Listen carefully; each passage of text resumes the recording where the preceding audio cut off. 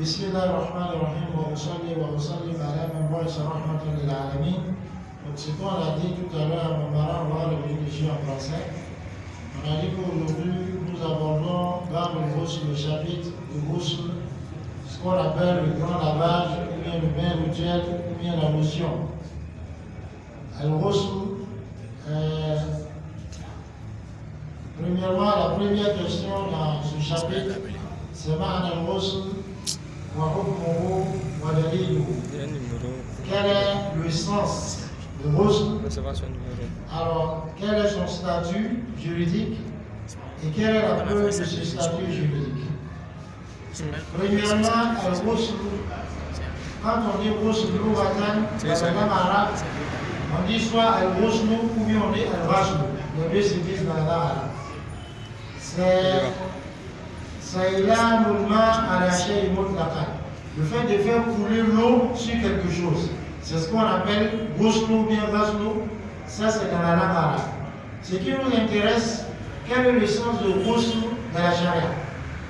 Dans la charia, quand on dit ghusl, c'est ta'mimul ma ou isti'malu ma'in tahurin ala lil badani kulli ala wajhin makhsusatin ma'a niyyat ta'abbud.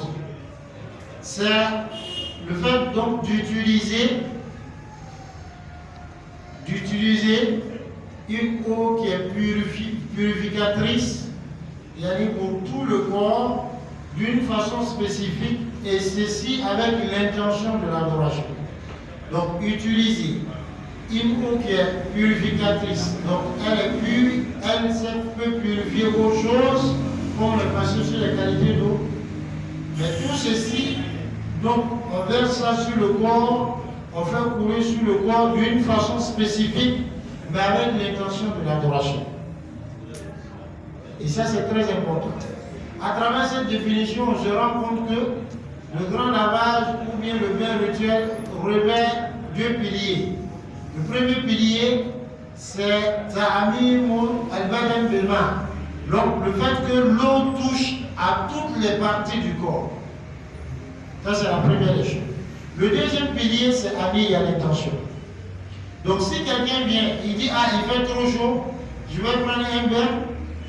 Ce bain qu'il prend, on n'appelle pas ça un ghusl. Kazalik, quelqu'un qui dit, je suis arrivé du travail, il va prendre un bain, c'est pas ça.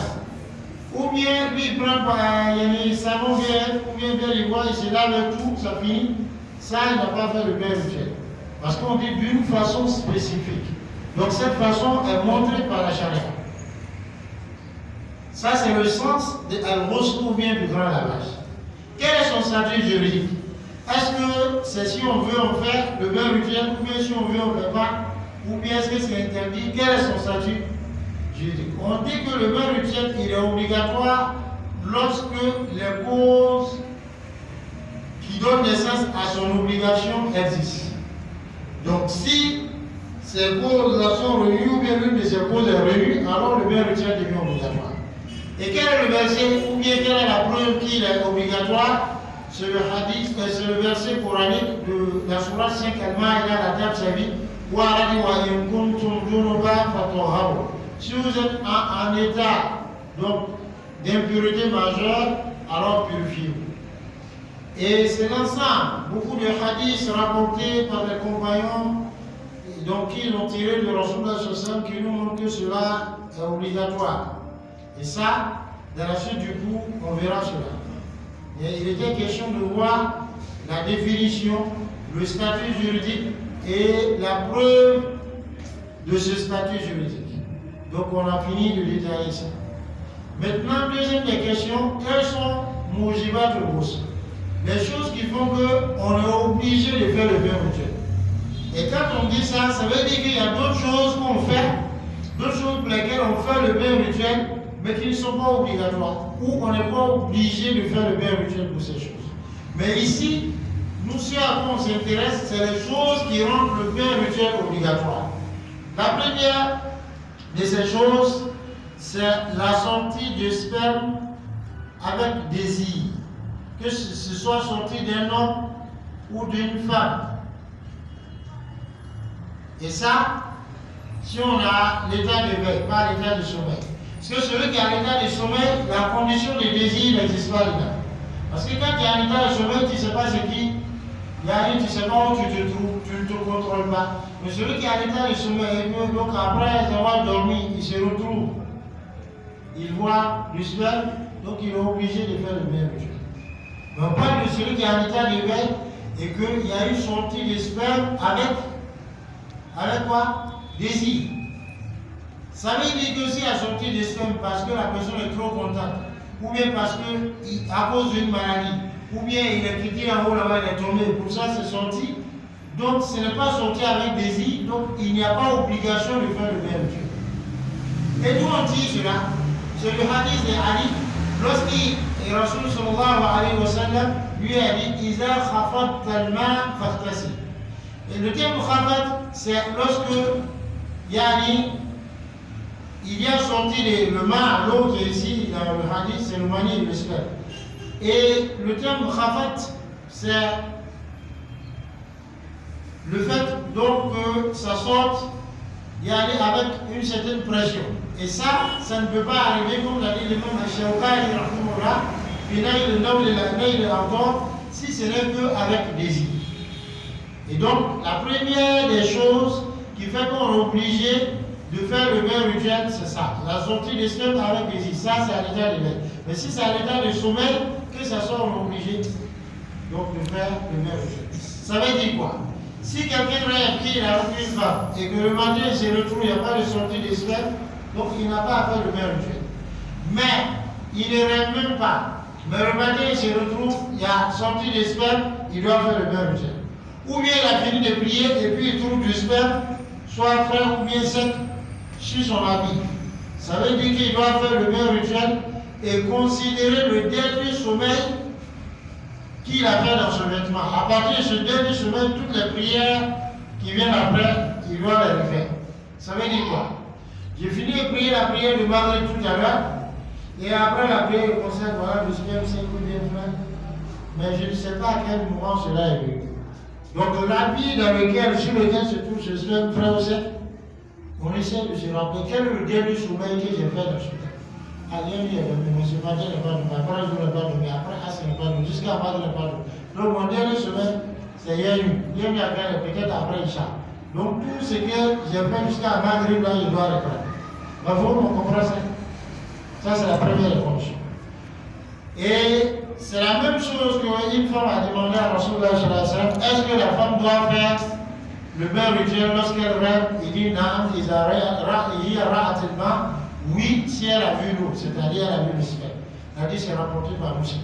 Le premier hadith, il est rapporté par Abu Daoud, il est authentifié par Cheikh Al-Albani, puis Irwaï Al-Ghani. La deuxième des conditions qui fait qu'on est obligé, ou bien deuxième des causes qui fait qu'on est obligé de faire le même rituel, c'est l'interruption des menstrues et des lochis. Les menstrues, c'est le sang des règles. Les lochis, c'est le sang qui s'écoule après l'accouchement. C'est ce que Rasulullah a dit à Fatima bint Abi Qais. Il lui a dit, lorsque tu vois les règles, Fada'i as-Salah, yani interrompt, arrête la prière. Lorsque ça se coupe, il dit Faktasili wa salli. Donc, lave-toi, fais le même rituel et prie. Kadalik, lorsque un mécréant devient musulman, soit il est mécréant même, original, et puis il est devenu musulman. Ou bien il est musulman, mais il a apostasie, il a renié l'islam, après il revient à l'islam, puis il doit faire le même rituel. C'est ce que Rasulullah sallallahu alayhi wa sallam a dit à Qais. L'hadith est rapporté par Bukhari Muslim. Lorsqu'il est devenu musulman, il lui a dit de faire le même rituel. Alors que l'ordre, l'ordre implique une obligation. Une autre chose, c'est le fait qu'il y ait pénétration du gland dans le vagin. Le gland, c'est le bout du sexe. S'il y a pénétration du gland dans le vagin, même s'il n'y a pas sorti des spermes, on est obligé à ce moment de faire le même rituel. Ça fait combien? 4. C'est du chiffre. 4. 4. 4. Il reste quoi? Il reste Reste 1. Il reste quoi? Le lavage du Le mort. lavage du mort. La cinquième des choses, donc si un musulman meurt, on doit laver son corps. La est rapportée par Bukhari Muslim, lorsque Rasulullah sallallahu alayhi wa sallam, l'hadith de celui qui est devenu musulman, lorsque Rasulullah lui a dit de faire le même rituel, rapporté par Nasa'i, par Abu Daoud, par Tirmidhi et autres. Mais la cinquième des choses, si le musulman meurt, on doit obligatoirement laver le corps. C'est ce que Rasulullah a ordonné à ceux qui lavaient sa fille Zainab. De même, celui qui était en état d'Iran, lorsqu'il est mort, Rasulullah a dit lavez-le avec du jujubier, ce qu'on appelle le cidre, et puis avec de l'eau. La liste est rapportée par le Bukhari Muslim. Voici 5 choses, donc il faut qu'on est obligé de faire le même rituel. Inch'Allah, dans les jours à venir, pour réserver les questions, Inch'Allah, on va remonter. Et la prochaine fois, on va voir comment faire le même rituel.